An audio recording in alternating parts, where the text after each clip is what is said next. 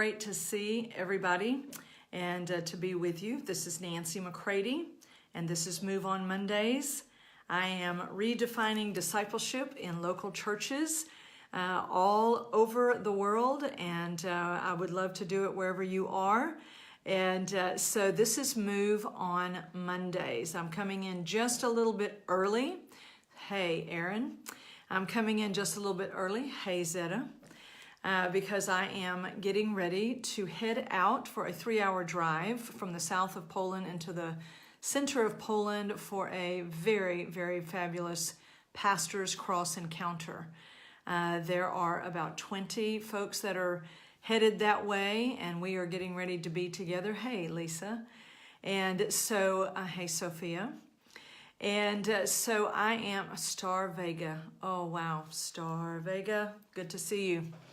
And so just a few minutes today, and I just am so being pressed in my own heart and in my own life about certain things.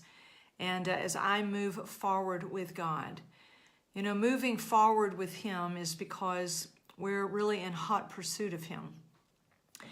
You know, not because we're alarmed or, you know, frenzied or out of control, but there is this very steady, very strong movement and shift to go with Him. Hey, Trika. Hey, Suzette. And so, so this is what's really on my heart today as I'm in pursuit of Him myself. I'm here in the flat here in Rybnik, Poland, and it is coming right up on and is right about 2 o'clock here. So I know it's about 7 o'clock there in Texas. And hey, Leanna. And good morning. And so as I've been mentioning before, I am really just letting myself saturate in a great old book called The Pursuit of God by A.W. Tozer. And I love reading these things because it just helps to cut through a lot of the junk. Maybe nobody else has any junk, okay? But I do. Because, you know, flesh never changes. And when it comes back, it's going to whisper the same old things to you. It's going to tell you the same old things. And it really wants to dull you out. And so I've been preaching on intimacy with God while I've been here in Poland because, you know, this is what we all were made for, and it's what we need. We need to be fed from within by Him because nobody knows you like Him. Nobody knows you like Him. And so, of course, I'm hopeful that you are sharing this as it's live and that you'll drop in comments and things like that. But, you know, sometimes as I am sharing this life and this message, you know, you'll hear old whispers. I do. Things that will say, you know, Nancy, nobody wants to hear that, you know. You're repeating yourself over and over. I'm like, yes, I know. You see, because I'm not speaking things to be popular. I am not speaking things, sharing things, doing things so that I can be, you know, the newest person out there who's becoming popular. I am sharing that which has saved my life. That which I know and believe with all of my heart are the words straight from my Father's mouth. Now, that doesn't mean He's not speaking other things, because He's speaking powerful things to many people, and they're going to be loyal to Him and what He's given them to share. I'm just saying that I get more and more certain of how loyal I want to be to Him in this time, no matter where I'm at, no matter who I'm with. I think one of the saddest things that could happen is to be granted the favor of God, get somewhere where He's put you, where you know you could have never gotten yourself, and then forget why you were put there. And then you get too focused on the favor, and you forget why the favor was given to you, which was to place you with people in places, maybe in nations, in cities, in churches, with pastors, with leaders, with people. And then you forget why you're there, and you waste all that favor on yourself. You know, so I believe that the favor that God has given me is for Him. It's favor from the Father so that the Father can speak to the deep personal, private things of our lives. And so as I've been reading in A.W. Tozer's book, The Pursuit of God, I just keep coming back and back and back to the first few chapters. And today I was reading again over what is it that keeps us, he talks about, what keeps us satisfied to live just really outside, just right outside of God's deeper presence, of really going with him. You know, I was so addicted to the public place of ministry many years ago, about 25 years ago. And God had to deeply, deeply deliver me because I was too addicted to the public. So really anything I got from him was to get out to people. And so I kept bypassing myself. And so this really strikes so true to me as I read it, because for the last 23, 24, 25 years, I've just been sharing what he's been doing in me in the private place. And, you know, I don't want to become satisfied again with the public ministry. And it is a danger. It is a seduction and a temptation. I don't want you to become worried or overly concerned about how you might just appear in public, but to really want to go into that secret place with him, the private place where he loves you and he transforms you and he does these things. You see, you and I were never meant to carry the weight of our own life and make ourselves somebody. So he's already made you somebody. And so A.W. Tozer, I feel like A.W. and I have been, here in Poland together, like he's traveling with me. And he says, why do we consent to abide all our days just outside the Holy of Holies and never really enter in to look upon God himself? I hope you move forward with God today. Go into that secret place, because he's made it where it's in us, you see. It's in us, so wherever we go, the secret place goes with us. It's not like I left my favorite chair with my coffee and now I go out into the world and I don't have that private place, that secret place. No, God knew we would need our place in him and with him 24/7. And so it's spirit to spirit. So when I get up from this chair and I head out and get in the car with Pastor Wojtek and Ola, and we drive 3 hours to be able to go and do the Pastor's Cross encounter, guess what? The secret place goes with me. I don't leave it here in the flat, okay? Which is really good news, isn't it? And he says, we hear the bridegroom say in Song of Solomon, and I used this when I was preaching yesterday, says, let me see thy face and let me hear your voice, because your voice is sweet and your face is lovely. Oh, wow. Hey, Joel. Good to see that you're on here with me today.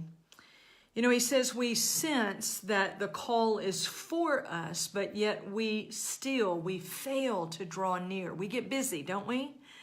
We get busy. We've got so much to do, so many things happening. Got to get this done, got to get that done. It says, and we fail to draw near, and the years pass, and we grow old and tired in the outer courts of the tabernacle. What hinders us? The answer usually given might be that we're cold. We've become cold-hearted towards God. But there is something more serious, my friends. There is something more serious. The saints of old knew it. The men in the 40s and the 50s knew it. There are people in every generation that have known what this is, where God has revealed it. It says there is something more serious than coldness of heart, something that may be in the back of that coldness and be the cause of its very existence. What is it? What but the presence of a veil in our hearts? A veil not taken away as the first veil was, meaning our seeing our need for Christ. When that first veil is rent and we see him and we respond to him, it says, but a veil not taken away as the first veil was, but which remains there, still shutting out the light and hiding the face of God from us in our day-to-day. It is the veil. It is the veil of our flesh.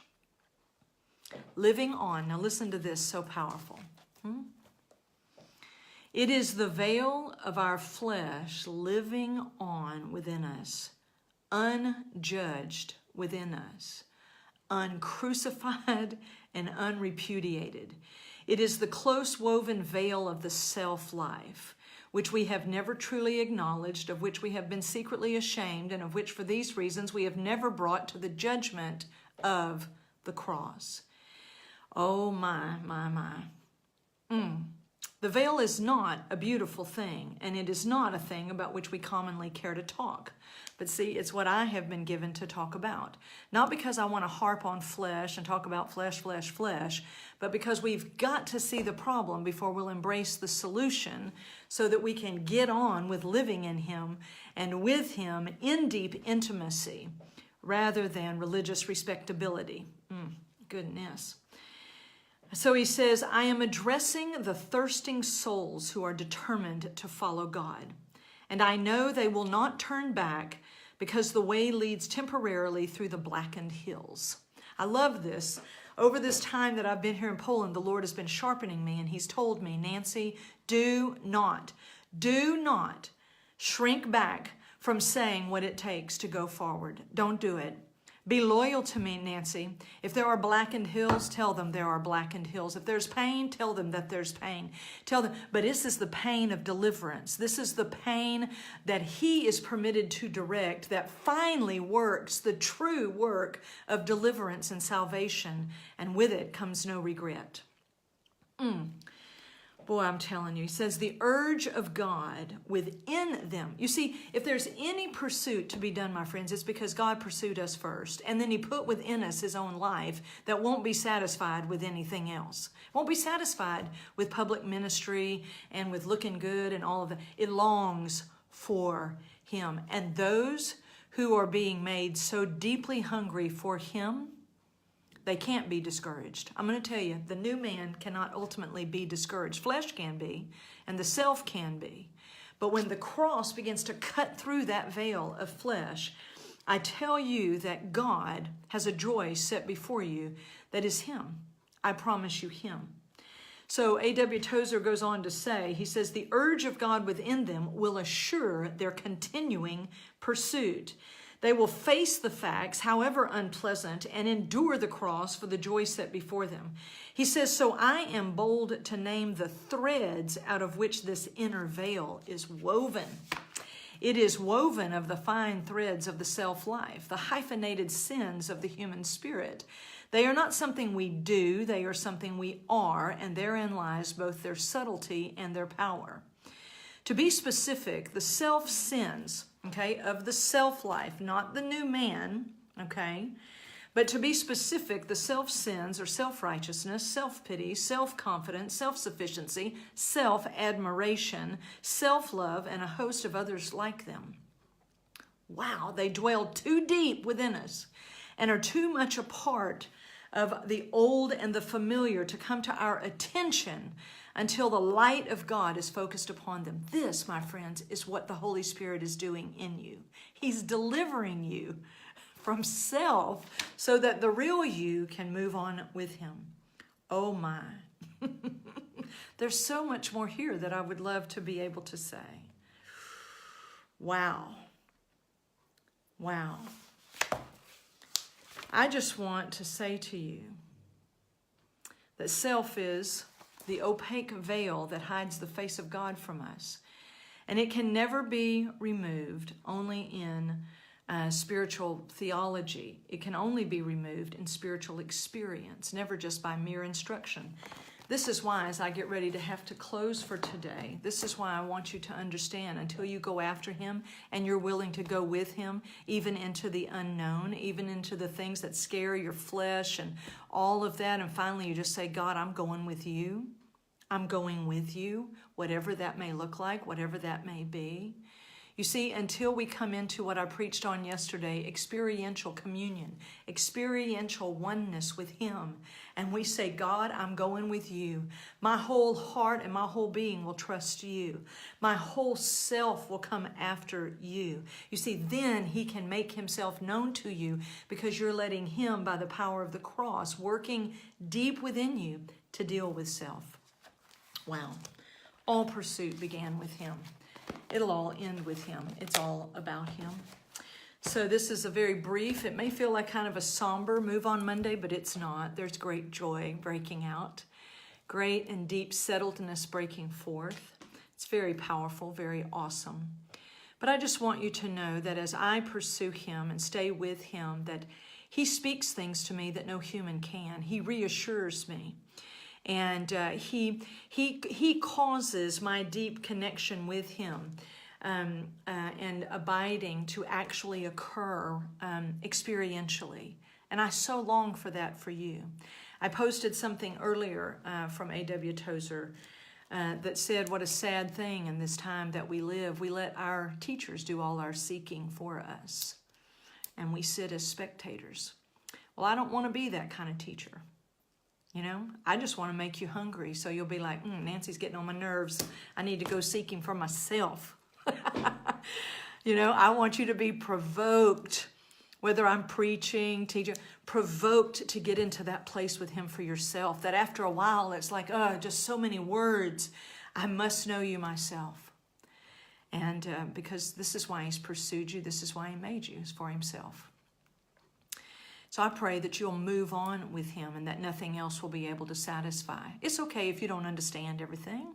It's okay. This isn't about you understanding. This is about you knowing Him.